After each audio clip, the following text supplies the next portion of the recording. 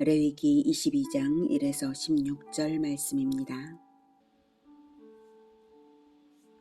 22장 여호와께서 모세에게 말씀하여 이르시되 아론과 그의 아들들에게 말하여 그들로 이스라엘 자손이 내게 드리는 그 성물에 대하여 스스로 구별하여 내 성호를 욕되게 함이 없게 하라. 나는 여호와이니라. 그들에게 이르라. 누구든지 내 자손 중에 대대로 그의 몸이 부정하면서도 이스라엘 자손이 구별하여 여호와께 드리는 성물에 가까이 하는 자는 내 앞에서 끊어지리라. 나는 여호와이니라. 사랑하는 형제 여러분, 8월 11일 목요일 저녁 목상에 오신 것을 환영합니다. 레위기 21장에서는 제사장 가문이 얼마나 중요한지 정결함을 지키는 규례를 주셨는데요. 22장에서는 제사장 가문이 받는 혜택이 무엇인지 그래서 어떻게 명심해야 하는지 알려주십니다. 제사장 가문이 받는 혜택은 한마디로 말하면 성물을 먹는 것입니다. 성물은 백성이 하나님께 바치는 각종 제물이나 봉헌물을 말합니다. 11조도 포함이 되지요. 그러므로 성물을 먹는다는 것은 그저 한 번 먹는 행위만을 말하는 것이 아니라 먹고 사는 수입원이 된다는 포괄적인 뜻입니다. 성호는 거룩한 이름이죠. 성물에 가까이 한다는 것은 제사를 드리기 위하여 제단에 가까이 간다거나 성소에 간다거나 제사 후에 제물을 먹는 것인데요. 부정한 채로 성물을 가까이 하면 여호와의 성호를 욕되게 하는 것입니다. 즉 제사장 가문의 수입은 제사장 가문의 성결을 전제로 허락하신 것이라는 뜻입니다. 몸이 부정하면 성물에 가까이 하면 안 됩니다. 몸이 부정하다는 것은 외면적 부정과 내면적 부정이 있는데요. 4절부터 예시를 하십니다. 4절. 아론의 자손 중 나병 환자나 유출병자는 그가 정결하기 전에는 그 성물을 먹지 말 것이요. 시체의 부정에 접촉된 자나 설정한 자나 무릇 사람을 부정하게 하는 벌레에 접촉된 모든 사람과 무슨 부정이든지 사람을 더럽힐 만한 것에게 접촉된 자 곧 이런 것에 접촉된 자는 저녁까지 부정하니 그의 몸을 물로 씻지 아니하면 그 성물을 먹지 못할지며. 네, 나병 환자나 유출병자는 외면적으로도 현저하게 부정이 확인되는 경우이고요. 직계가족이 아닌 사람의 시체나 동물의 시체를 접촉했거나 시체를 만진 자를 접촉했거나 부정하게 하는 벌레, 즉 뱀을 연상시키는 벌레 등 레위기 11장에 언급된 벌레를 접촉한 것과 또한 설정한 것, 이런 것들은 내면적인 부정에 대한 가르침입니다. 외관상 나타나지 않지만 자기 자신은 알잖아요. 행위로 나타나지 않는다 해도 생각으로 악한 것을 도모했다면 죄가 되죠. 자기 자신은 악한 것을 생각함으로 말미암아 자기가 더러워졌다는 것을 알 수 있습니다. 그러므로 악한 생각을 일으키는 어떤 것에도 접촉되지 말라는 의미로 이러한 접촉에 관한 부분들을 가르치고 계십니다. 설정한 자는 부부간의 정상적인 성행위에서 사정한 것을 제외한 다른 모든 경우를 의미합니다. 몽정까지도 부정한 것으로 성경은 말하고 있습니다. 그러므로 이제 내면적인 그러한 정결을 유지하라, 이런 의미로 가르침을 받을 수 있습니다. 접촉자를 접촉하는 것도 부정하다고 하는 것은 죄가 얼마나 무서운 전염성을 가지는지를 일깨우는 것입니다. 마치 코로나19 확진자뿐만 아니라 확진자의 접촉자도 자가격리를 하는 것처럼 코로나 바이러스처럼 죄가 확산성이 있다는 것을 가르칩니다. 7절. 해질 때에야 정하리니 그 후에야 그 성물을 먹을 것이니라. 이는 자기의 음식이 됨이니라. 육체적으로 부정한 질병, 유출병이나 나병에 걸린 경우는 그 병이 낫기까지 성물을 먹어서는 안 됩니다. 이에 비해 정신적, 내면적 부정을 입은 자, 접촉한 그런 경우들은 저녁까지만 부정합니다. 이것은 그날 중에 반드시 부정을 씻으라는 의미죠. 여러분은 매일 저녁에 그날의 부정을 생각하고 예수 그리스도의 이름으로 씻으시기를 바랍니다. 행동으로 죄를 짓지 않았을지라도 내 마음속에 한순간 나쁜 생각이 일어났다면 그것을 예수님의 이름으로 기도하면서 버리십시오. 그 생각을 주입하려는 마귀를 예수 이름으로 쫓아내십시오. 저녁까지 부정하다는 것은 부정을 씻는 일이 반드시 하루의 마무리 시점에서는 있어야 함을 알게 합니다. 이왕이면 마귀가 부정한 생각을 넣으려는 순간에 쫓아내는 것이 더 좋겠죠. 나는 거룩한 하나님의 자녀다. 내게 욕설을 떠올리는 마귀는 예수 이름으로 떠나라. 이렇게 쫓아내 주시고 기도하십시오. 이렇게 일상 속에서 자신을 지켜내고 그래도 잠자기 전에는 알게 모르게 때묻은 것을 예수님의 보혈로 씻어달라고 기도하고 주무십시오. 악몽을 꾸었을 때에도 즉시 같은 방법으로 그렇게 하면 곧 평안을 회복할 수 있습니다. 날마다 자신의 거룩함을 지키는 것을 놓치지 마시기 바랍니다. 8절. 시체나 찢겨 죽은 짐승을 먹음으로 자기를 더럽히지 말라. 나는 여호와이니라. 자연사한 것이나 찢겨 죽은 짐승의 고기를 먹지 말라는 것은 피를 먹지 말라고 하셨기 때문입니다. 피가 완전히 빠지지 않아서 그렇고요. 그 시체가 어떤 질병이나 독소를 몸에 품고 있는지 알 수 없고요. 그리고 원래 하나님께서 모든 고기를 먹는 것은 반드시 화목제 또는 화목제에 준나는 피를 땅에 쏟아버리는 그 행위가 있고 나서야만 먹을 수 있도록 하셨죠. 그래서 이스라엘은 반드시 화목제물을 제물로 드린 것을 먹거나 적어도 피를 땅에 흘리면서 기도하고서 화목제에 준하는 것을 먹은 것입니다. 일반 백성들이 그러한데 제사장들은 너무도 당연하죠. 제사장들이 아무 고기나 먹는 것은 하나님을 능욕하는 것입니다. 9절. 그들은 내 명령을 지킬 것이니라.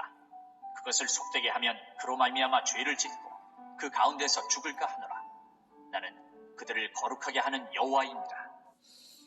그것을 속되게 하면 즉 성물을 부정한 채로 가까이에서 성물을 속되게 함으로써 여호와의 성호를 능욕하면 죽을까 하노라. 네, 당장에 죽게 할 수도 있고요. 더 두고 보실 수도 있다는 뜻인데요.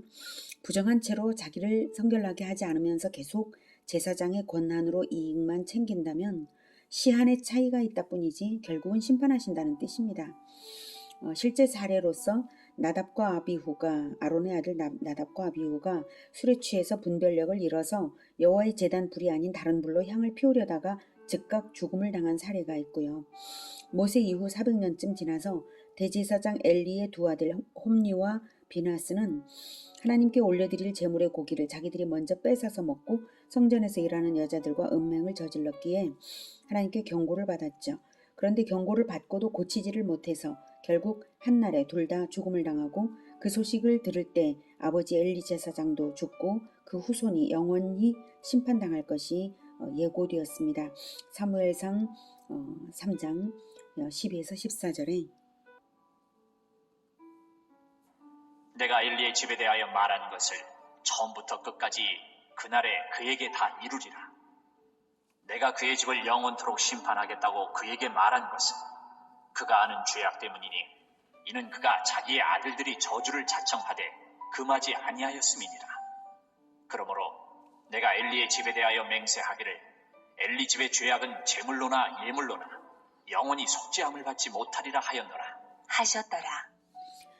이렇게 선언을 받았습니다. 이후에도 엘리 가문 즉 아론의 후손은 제사장 역할을 하기는 합니다. 그러나 결국에 가서는 사두개파를 이루어서 이단적 교리를 형성하더니 마침내는 예수 그리스도를 죽이는 일에 앞장섰죠.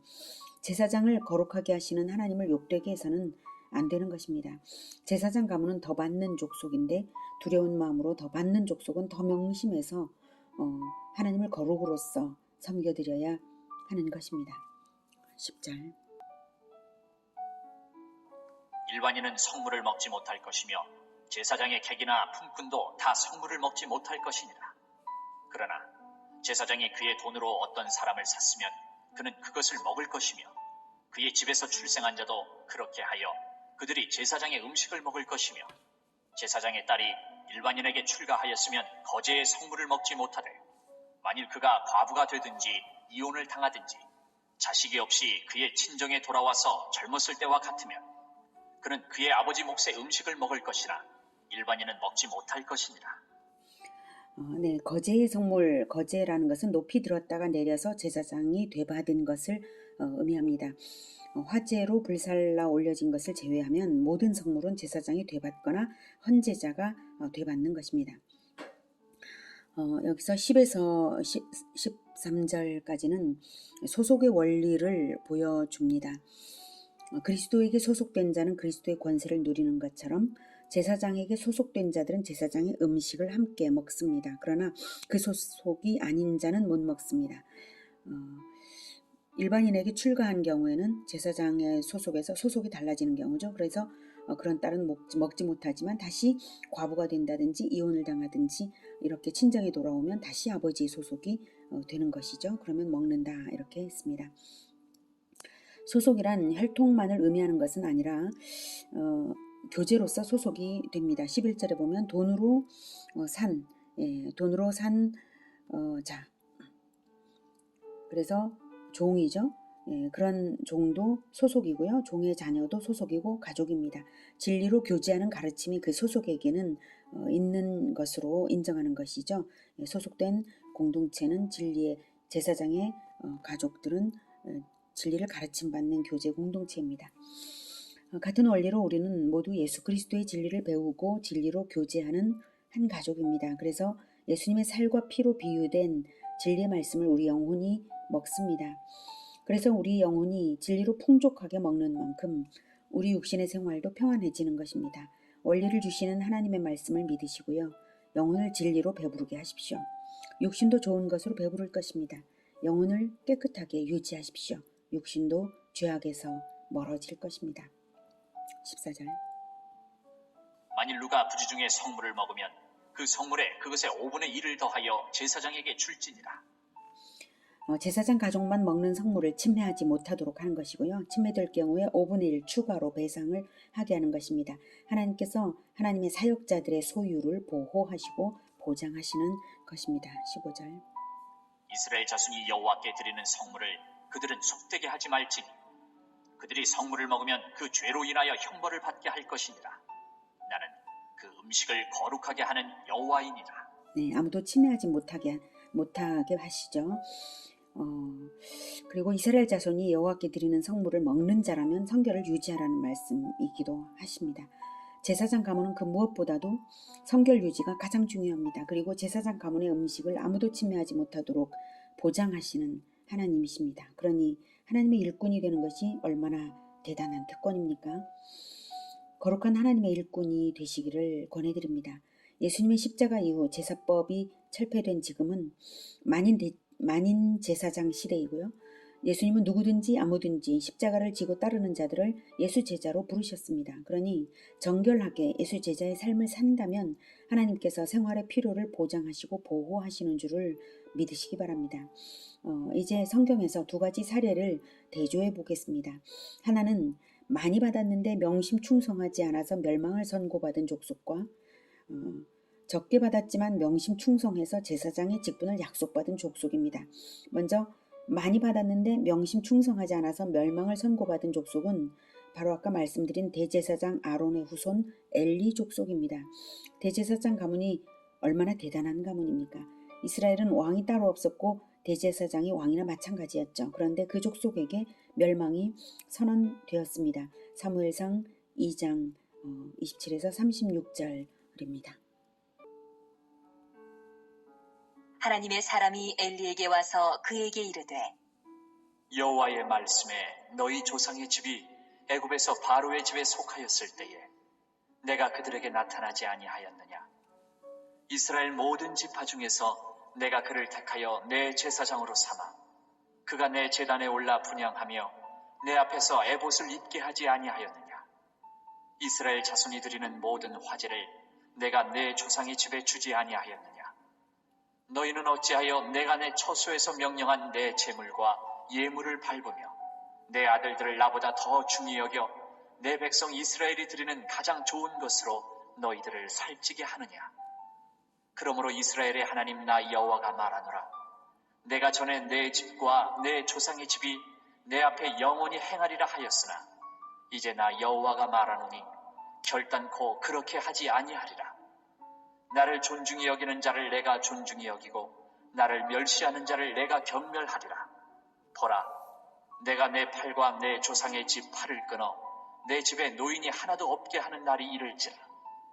이스라엘에게 모든 복을 내리는 중에 너는 내 처소의 환난을 볼 것이요 내 집에 영원토록 노인이 없을 것이며 내 제단에서 내가 끊어버리지 아니할 내 사람이 내 눈을 쇠잔하게 하고 내 마음을 슬프게 할 것이요 내 집에서 출산되는 모든 자가 젊어서 죽으리라. 내 두 아들 홈리와 비느하스가 한날에 죽으리니 그 둘이 당할 그 일이 내게 표징이 되리라. 내가 나를 위하여 충실한 제사장을 일으키리니 그 사람은 내 마음 내 뜻대로 행할 것이라. 내가 그를 위하여 견고한 집을 세우리니 그가 나의 기름 부음을 받은 자 앞에서 영구히 행하리라. 그리고 내 집에 남은 사람이 각기 와서 은 한 조각과 떡 한 덩이를 위하여 그에게 엎드려 이르되 청하노니 내게 제사장의 직분 하나를 맡겨 내게 떡 조각을 먹게 하소서 하리라 하셨다. 하니라. 네, 이렇게 멸망이 선언된 원인이 무엇입니까? 엘리 제사장이 명심 충성하지를 않아서 자식 교육을 안 했기 때문이죠. 자식에게 율법 교육을 안 했으니 유일한 가문 대제사장의 대를 이을 자식들인데 그들이 타락했으니 이스라엘의 생명을 죽인 것이나 마찬가지입니다. 엘리 제사장의 명심 충성이 없어서 그렇게 된 것입니다. 엘리 제사장이 자식들을 하나님 말씀으로 날마다 먹이지를 않아서 그 지경이 된 것입니다. 하나님 명령대로 날마다 율법을 가르쳤으면 어떻게 제사장들이 제물로 올려드릴 고기를 날것인 고기를 삼지창으로 찔러서 자기들이 하나님보다 먼저 먹어치울 수가 있나요? 엘리가 아들들을 날마다 율법으로 가르쳤으면 어떻게 성전 봉사 여인과 간음을 할 수가 있나요? 제단 가까이 가기는커녕 죽어 마땅한 짓들을 버젓이 성전 안에서 살면서 저지를 수가 없는 일이죠. 아버지가 아들들에게 성경을 가르쳤으면 절대로 그럴 수도 없고 또 회개를 할 수 있었을 것입니다. 가르쳤다면요. 제사장 가문이 성경을 멸시하니까 행실은 더러워지고 회개할 줄조차 몰랐던 것입니다. 기억하십시오. 성경 배우기에 방심하는 것이 가장 큰 위기입니다. 성경을 잘 배워 지키는 것이 가장 안전한 것입니다. 자, 다음은 적게 받았지만 명심 충성해서 제사장의 직분을 약속받은 족속이 있는데요. 바로 레갑의 후손입니다. 예레미야 35장입니다. 35장. 유다의 요시야 왕의 아들 여호야김 때에 여호와께로부터 말씀이 예레미야에게 임하여 이르시되 너는 레갑 사람들의 집에 가서 그들에게 말하고 그들을 여호와의 집 한 방으로 데려다가 포도주를 마시게 하라 하시니라. 이에 내가 하바시냐의 손자여 예레미야의 아들인 야사냐와 그의 형제와 그의 모든 아들과 모든 레갑 사람들을 데리고 여호와의 집에 이르러 익다랴의 아들 하나님의 사람 하난의 아들들의 방에 들였는데 그 방은 고관들의 방 곁이요 문을 지키는 살룸의 아들 마아세야의 방 위더라. 내가 레갑 사람들의 후손들 앞에 포도주가 가득한 종지와 술잔을 놓고 마시라 권하매 그들이 이르되 우리는 포도주를 마시지 아니하겠노라. 레갑의 아들 우리 선조 요나답이 우리에게 명령하여 이르기를 너희와 너희 자손은 영원히 포도주를 마시지 말며 너희가 집도 짓지 말며 파종도 하지 말며 포도원을 소유하지도 말고 너희는 평생 동안 장막에 살아라. 그리하면 너희가 머물러 사는 땅에서 너희 생명이 길리라 하였으므로 우리가 레갑의 아들 우리 선조 요나답이 우리에게 명령한 모든 말을 순종하여 우리와 우리 아내와 자녀가 평생 동안 포도주를 마시지 아니하며 살 집도 짓지 아니하며 포도원이나 밭이나 종자도 가지지 아니하고 장막에 살면서 우리 선조 요나답이 우리에게 명령한 대로 다 지켜 행하였노라. 그러나 바벨론의 느부갓네살 왕이 이 땅에 올라왔을 때에 우리가 말하기를 갈대아인의 군대와 수리아인의 군대를 피하여 예루살렘으로 가자 하고 우리가 예루살렘에 살았노라. 그때에 여호와의 말씀이 예레미야에게 임하여 이르시되 만군의 여호와 이스라엘의 하나님께서 이와 같이 말씀하시니라. 너는 가서 유다 사람들과 예루살렘 주민에게 이르기를 너희가 내 말을 들으며 교훈을 받지 아니하겠느냐. 여호와의 말씀이니라. 레갑의 아들 요나답이 그의 자손에게 포도주를 마시지 말라 한 그 명령은 실행되도다. 그들은 그 선조의 명령을 순종하여 오늘까지 마시지 아니하거늘 내가 너희에게 말하고 끊임없이 말하여도 너희는 내게 순종하지 아니하도다. 내가 내 종 모든 선지자를 너희에게 보내고 끊임없이 보내며 이르기를 너희는 이제 각기 악한 길에서 돌이켜 행위를 고치고 다른 신을 따라 그를 섬기지 말라. 그리하면 너희는 내가 너희와 너희 선조에게 준 이 땅에 살리라 하여도 너희가 귀를 기울이지 아니하며 내게 순종하지 아니하였느니라. 레갑의 아들 요나답의 자손은 그의 선조가 그들에게 명령한 그 명령을 지켜 행하나 이 백성은 내게 순종하지 아니하도다. 그러므로 만군의 여호와 이스라엘의 하나님께서 이와 같이 말씀하시니라. 보라, 내가 유다와 예루살렘의 모든 주민에게 내가 그들에게 대하여 선포한 모든 재앙을 내리리니 이는 내가 그들에게 말하여도 듣지 아니하며 불러도 대답하지 아니함이니라 하셨다 하라. 예레미야가 레갑 사람의 가문에게 이르되 만군의 여호와 이스라엘의 하나님께서 이와 같이 말씀하시기를 너희가 너희 선조 요나답의 명령을 순종하여 그의 모든 규율을 지키며 그가 너희에게 명령한 것을 행하였도다. 그러므로 만군의 여호와 이스라엘의 하나님께서 이와 같이 말씀하시니라. 레갑의 아들 요나답에게서 내 앞에 설 사람이 영원히 끊어지지 아니하리라 하시니라. 레갑 자손은 원래 이스라엘 족속이 아닙니다. 겐 족속입니다. 원래 아브라함 때에는 멸망당할 가나안 족속 중 한 족속이었는데요. 출애굽 때에 모세의 장인 이드로가 겐 족속이고 출애굽의 기적을 듣고 하나님을 믿고 이스라엘을 도와서 가나안 정복 전쟁에 함께 나섰고 땅도 받아서 살았습니다. 이방인 족속이어서 이스라엘의 주류도 아니고 제사장은커녕 레위 지파처럼 성전 일을 돌보는 영광과는 거리가 먼데 레갑의 아들 요나답의 가르침을 철두철미하게 지킨 것은 하나님을 믿는 신앙 때문이었습니다. 레위 지파가 아니어도 하나님께 자신을 거룩하게 구별하여 헌신하고자 하는 사람들을 나시린이라고 하는데요. 나시린의 규례를 자기들에게 적용해서 포도주를 마시지 않을 뿐만 아니라 포도원조차 경작하지 않고 종자도 파종하지 않고 집도 갖지 않고 텐트 생활만 하는 경건한 족속이었습니다. 그들은 하나님을 섬기는 선조의 가르침을 자손 대대로 가르치면서 명심 충성했기 때문에 하나님의 약속으로 성전 봉사의 직분을 대대로 맡게 된 것입니다. 가장 작은 것을 받은 족속이지만 가장 큰 영광을 얻은 것입니다. 천국의 상은 더욱 클 것입니다. 하나님이 이 땅에서 주시는 직분과 책임은 천국의 상을 예측하게 합니다. 그런데 그것을 어떻게 수행하느냐, 이것이 중요하죠. 자기를 정결하게 지키면서 명심충성으로 수행해야 되는 것입니다. 맡은 일에 명심충성한 자는 큰 것으로 맡기시고 큰 것을 받아도 방종하고 타락하고 게으르면 빼앗기고 멸망합니다. 많이 맡으면 더 많이 충성 명심해야 하고 그럴 때 더 큰 상이 있습니다. 더 많이 맡기를 원하십니까? 예수님께서는 누가복음 12장에서 어떤 사람이 더 큰 것을 맡아서 상을 받게 될 것인지를 알려주셨습니다. 허리에 띠를 띠고 등불을 켜고 서 있으라. 너희는 마치 그 주인이 혼인집에서 돌아와 문을 두드리면 곧 열어주려고 기다리는 사람과 같이 되라. 네, 허리에 띠를 띈다는 것은 허리띠를 졸라맨 것처럼 정신 차리고 방심하지 말고 명심하라는 것이죠.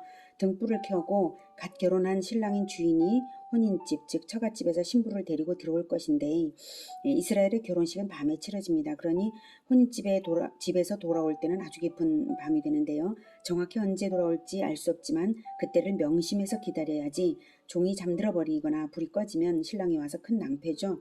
그래서 명심해서 기다리라 하십니다. 이것은 비유입니다. 신랑은 예수님이시고요. 종은 우리입니다. 재림때를 기다리라는 비유죠. 37절. 주인이 와서 깨어있는 것을 보면 그 종들은 복이 있으리로다. 내가 진실로 너희에게 이르노니 주인이 띠를 띠고 그 종들을 자리에 앉히고 나와 수종들리라. 주인이 혹 2경에나 혹 3경에 이르러서도 종들이 그같이 하고 있는 것을 보면 그 종들은 복이 있으리로다. 네, 종들이 자기가 응당해야 할 일을 했다고 해서 주인이 수종 들기까지야 하지는 않죠. 일반적으로는요. 근데 이 말씀은 주인이신 예수님이 자기 마음을 내비친 것입니다. 그만큼 재림할 때에 예수님께서 재림하실 때에 종들이 깨어있는 것을 보면 내가 너희들을 높이 섬겨주겠노라고 그만큼 보상을 주시겠노라고 하시는 그러한 은혜의 말씀입니다. 등불을 밝히라는 말씀은 우리 마음의 진리의 등불을 늘 밝혀서 명심하라는 뜻이죠. 그런 사람이 상 받습니다. 받은 역할이 크든 작든 목사가 더 상을 받는 것이 아니라 명심 충성하는 자가 더 상을 받는 것입니다. 39절. 너희도 아는 바니 집주인이 만일 도둑이 어느 때에 이를 줄 알았더라면 그 집을 뚫지 못하게 하였으리라. 그러므로 너희도 준비하고 있으라. 생각하지 않은 때에 인자가 오리라. 하시니라. 네, 도둑이 자기가 들어올 때를 알리지 않는 것처럼 예수님도 오실 재림의 때는 고지되지 않습니다. 우리 사업장들의 경비업체에 가입이 되어서 사업장들은 돈을 내고 자기 사업장의 안전을 대비하죠. 도둑이 들든 안 들든 도둑이 들 것을 가정해서 예방합니다. 그런데 예수님의 재림은 가정이 아니라 반드시 다가올 미래인 것입니다. 때만 모를 뿐이지. 그러니 마땅히 준비해서 기다리라는 것이죠. 41절. 베드로가 여짜오되 주께서 이 비유를 우리에게 하심이니까 모든 사람에게 하심이니까 주께서 이르시되 지혜 있고 진실한 청지기가 되어 주인에게 그 집 종들을 맡아 때를 따라 양식을 나누어 줄 자가 누구냐? 네, 제자들만 준비해도 되지 않을까? 이런 생각이 드는데요. 예수님께서는 대답을 하시기를 등불을 밝혀 재림을 기다릴 종이 누구냐? 라고 하는 것입니다. 때를 따라 양식을 나누어 주는 자입니다. 양식이 무엇이겠습니까? 영혼의 양식, 하나님의 말씀이죠. 예수님께서 때를 따라 양식을 나누어 줄 자가 누구냐? 충성스러운 청지기가 될 자가 누구냐고 오히려 찾으시는 질문을 하십니다. 베드로의 질문에 다시 반문을 하시는 것입니다. 찾으시는 질문. 질문에 답하면 나오라는 것이죠. 목사들만 재림을 기다리는 자가 아니라 저요 하고 누구든지 주도적으로 청지기가 공동체를 먹여 살리는 청지기가 되라는 뜻이죠. 그 집을 맡아 전체를 관리하는 책임자가 바로 청지기인데요. 주인 대신 주인 노릇까지 할 만큼 주인의 마음처럼 일해주는 종이 그 자리를 맡아서 집안 모든 종들과 주인의 가족을 돌보는 것입니다. 그중 가장 중요한 일은 집안 사람들을 때맞춰 잘 먹이는 일입니다. 말씀으로요. 말씀으로 잘 먹이는 것입니다.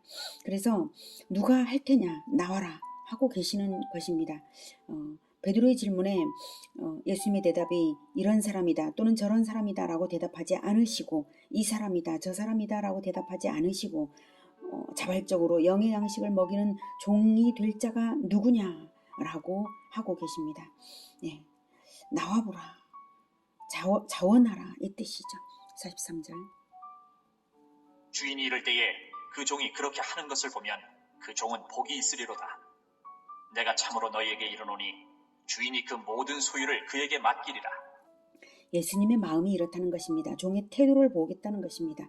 명심충성으로 말씀을 가르치는 일에 도전하는가, 계속해서 꾸준히 하는가, 그걸 보시겠다는 것입니다. 그러는 사람은 복이 있다라고 하시니 자기주도적으로 말씀을 가르치기를 도전하시기를 권해드립니다. 45절. 만일 그 종이 마음에 생각하기를 주인이 더디오리라 하여 남녀 종들을 때리며 먹고 마시고 취하게 되면 생각하지 않은 날 알지 못하는 시각에 그 종의 주인이 이르러 엄히 때리고 신실하지 아니한 자의 받는 벌에 처하리니. 네, 비유니까 여기서 때리고 술 취하는 것으로 말씀하시지만 꼭 술 취하는 게 아니라 예수님의 재림 때를 기다리지 않고 빨리 오지 말았으면 좋겠다고 생각을 하면서 세상이 하는 방식과 똑같이 공동체를 괴롭게 하고 세상에 취해 살면 벌 받는 것입니다. 신실하지 아니한 자에 받는 벌이라는 것이 무엇인지 우리는 모르지만 그런 것이 있으니까 예수님이 말씀하시는 것이죠. 47절. 주인의 뜻을 알고도 준비하지 아니하고 그 뜻대로 행하지 아니한 종은 많이 맞을 것이요 알지 못하고 맞을 일을 행한 종은 적게 맞으리라. 물은 많이 받은 자에게는 많이 요구할 것이요 많이 맡은 자에게는 많이 달라 할 것이니라. 결산의 때가 있다는 것입니다. 재림하신 예수님은 우리에게 맡기신 것과 우리의 열매를 면밀히 견주어서 결산해서 정확한 계산으로 벌을 주시거나 복을 주시거나 주신다는 것입니다. 자, 그런데요. 여기서 발견되는 원리가 있습니다. 그것은 많이 알면 많이 맡고 많이 받고 많이 드린다 이것입니다. 예, 많이 알면 많이 맡고 많이 받고 많이 드린다. 하나님의 뜻을 주인의 뜻을 잘 알면 많이 맡고 많이 받고 많이 드린다. 여러분 조금 알고 조금 맡고 조금 받고 조금 드리고 조금 매맞겠습니까? 저는 많이 알고 많이 맡고 많이 받고 많이 드리고 많이 상 받겠습니다. 매맞을 짓은 안 하겠습니다. 여러분 그러기 위해서 명심충성 무한대로 우리 모두 다 같이 할 수 있기를 원합니다. 그것이 제사장적인 자세입니다. 공동체의 명심충성이 되어야 합니다. 한 사람만이 아니라 후손의 명심충성이 되어야 완성되어서 같은 족속으로서 대대로 복을 받는 것입니다. 레갑의 아들 요나답의 그 후손들처럼요. 하나님의 말씀에 명심 충성하면서 자기를 정결하게 지키고 끼니를 챙겨 먹이듯이 때를 따라 가족을 그리고 공동체를 영혼의 밥 먹이는 우리 모두가 되기를 축복합니다. 기도하겠습니다. 하나님, 우리에게 제사장적인 그러한 부르심을 주신 것을 감사합니다. 이것이 얼마나 중대하고 귀한 것인지를 깊이 느끼게 하여 주시고 앞으로 계속해서 날마다 때를 따라 먹이는 명심 충성한 자들 그리고 거룩하게 지키며 그것을 실천하는 우리 모두가 되게 도와주시옵소서.